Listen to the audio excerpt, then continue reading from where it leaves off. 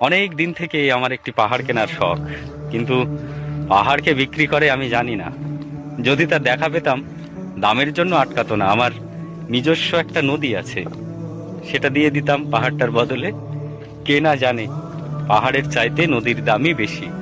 পাহাড় স্থানু, নদী বহমান, তবু আমি নদীর বদলে পাহাড়টাই কিনতাম, কারণ আমি ঠকতে চাই। নদীটাও অবশ্য কিনেছিলাম একটা দ্বীপের বিনিময়ে। ছেলেবেলায় আমার বেশ ছোট্টখাটো ছিমছাম একটা দ্বীপ ছিল, সেখানে অসংখ্য প্রজাপতি।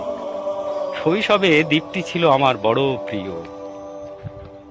আমার যৌবনে দ্বীপটি আমার কাছে মাপে ছোট লাগলো। প্রবাহমান ছিপছিপে তন্নি নদীটি বেশ পছন্দ হলো আমার। বন্ধুরা বলল, ওইটুকু একটা দ্বীপের বিনিময়ে এত বড় একটা নদী পেয়েছিস, খুব জিতেছিস তো মাইরি। তখন জয়ের আনন্দে আমি বিহ্বল হতাম। তখন সত্যি আমি ভালোবাসতাম নদীটিকে। নদী আমার অনেক প্রশ্নের উত্তর দিত।